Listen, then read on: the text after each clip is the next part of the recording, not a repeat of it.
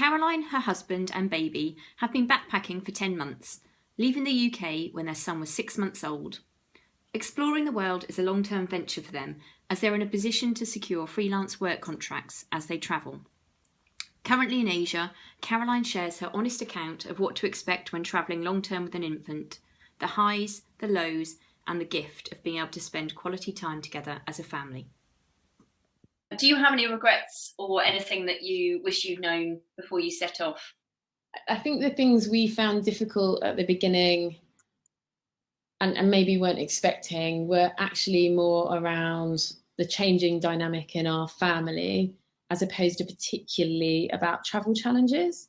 So I think naturally, if you go away with a baby at the age we did, you're coming from a dynamic where one of you is probably the primary carer and the other one, is not seeing their child so much because they are working. I mean, that's the reality in most families, when it's 6 months. If it's later, obviously both of you might be in that situation. And that was quite a change for us to suddenly go away and it be 24/7. We were both doing everything together. And I think in reality, we didn't give ourselves as much of a break as we should in terms of settling into that new routine. We were quite hard on ourselves as to, why weren't we immediately enjoying it and having this amazing time every second of every day? And the reality was we were new parents, we were tired parents, we were changing location every 2 days. And, we fought when we were first away. And I think that's just a reality. But we were quite analytical about it, like, oh my God, what's wrong? But looking back, like, well, of course we fought, that's a challenging scenario, even if you weren't new parents. And we had thrown ourselves into that at probably one of the most difficult times that you're parents. So I kind of wish and this is the reason why I'm writing a book, actually, I kind of wish someone had told me some of the realities like that before, because I think when you see these families doing it on Instagram and it looks rosy 100% of the day, and, you see the photo that doesn't indicate the 500 photos before it where the child was screaming and having a tantrum on the floor and no one's looking in the same direction and all those kind of things. And, it's just a very picture perfect representation of travel, I think. Whereas the reality is there are amazing days and there are awful days, and that is life as a parent, and that doesn't change on the road. If you're up all night because your baby is teething and that's 6 months in a row, that's going to get tiring. So I just think I wish I'd thought about some of that a little bit more. And it's not a regret by any stretch, because I think we had to learn it for ourselves. But I think it'd be nice if people were a bit more honest about that side of it, because I do not believe that we're the only ones who've had that experience. Are you still finding accommodation that's budget and totally happy staying there, or are you looking for slightly different things when you're choosing where you're staying? Accommodation, we still kind of go for cheap stuff, but obviously we like it to be clean. If we can get a budget place, like you say, that does have a room and then a lounge or something like that, we try and go for that, because it is so much nicer when you're not just having to, kind of crawl around the floor whispering and pretending that you're not alive in the evening. But sometimes that's possible and sometimes it's not. Obviously, we don't really have a social life in the evenings when we're traveling, so that's a bit different. But we try and make the most of that where we can. And if you can have a separate room, at least we watch a film together, or we have a nice meal and have some wine sometimes and stuff like that. So I think that's really important, to try and find your time like that. And when he was younger, we would go out for dinner and put him in the pram and do that kind of thing. I just think we both feel like it's better just for him to get a good night's sleep now. It's just that bit more aware. For the most part, I think we still do all the activities and things that we would have done. And if it's not suitable for the three of you, then we take turns. So we've been on diving trips and done a liverboard with him, where he was on the boat with us for 3 days.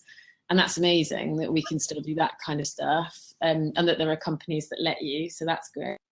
Actually, that was one of the most relaxing parts of our trip, because just everything's taken care of you. There's a routine, your meals come, it was really easy, and he loved it. He just pottered around the boat and it was great. And we will look to do that again. I think other times, we go walking and we do really quite challenging walking sometimes, but obviously there's certain things where you just immediately say, I do not feel comfortable doing that. And we've turned back at certain points in walks before because we just feel it's a little bit risky, and we just wouldn't ever do anything that was any risk to his safety. We just wouldn't feel comfortable. But I think we probably do a lot of things that a lot of parents perhaps wouldn't deem baby friendly. And so many situations can be made to be baby friendly. It doesn't have to be a playgroup or a playground. You know, they have the most amount of fun in nature, and you know, we often have fun with Otis in a supermarket, or you know, just different places capture his imagination, and he runs around very happily. So I think the baby friendly, you know, kind of assessment often changes when you're traveling. Absolutely, you sort of have to make do, don't you? And I mean, they don't mind playing with like water bottles, or you know, you don't have the traditional toys, do you? Anything becomes a toy when you're traveling. Yeah, we always have a few with us, and I think what we have found as he's got a little bit older is we do need to get toys sometimes, and we just change them up. So things like we have a little bag of Lego now, and you know, he's getting smarter and wants to do things that are a little bit more puzzle based and that kind of thing. And but yeah, I mean, God, one of his favorite things still is putting the bottle lid on and off and learning how to twist it and doing all those kind of things. And still loves playing with keys. You know, if we stay somewhere and there's saucepans, still loves that. Just loves a basic ball. Like, it's not very complicated. And I think you can learn just that, God, kids just don't need most of the stuff that we give them. And you start out traveling, I think, thinking there are all these essentials you can't possibly do without. And then obviously they get lost at some point, and then you have to do without them, and then you realize you really never needed them that much in the first place. The reality is, everywhere we go there are toys for him to play with. You know, you go to restaurants and there are other kids and they go and give him toys, and we have sought out in different places we've been, particularly in Japan. They had amazing children's museums and that kind of thing, and they would be filled with the most beautiful wooden toys you could ever imagine, and they were free to go to. Actually maybe the odd one was paid, but stuff like that's amazing, and you can always seek it out. So I think there's always ways to kind of keep them entertained, and just, yeah, like you say, just see any object that you've got with you as the potential for being a toy if it's used in the right way. Do you have any must-have items that you took traveling and still use and absolutely love?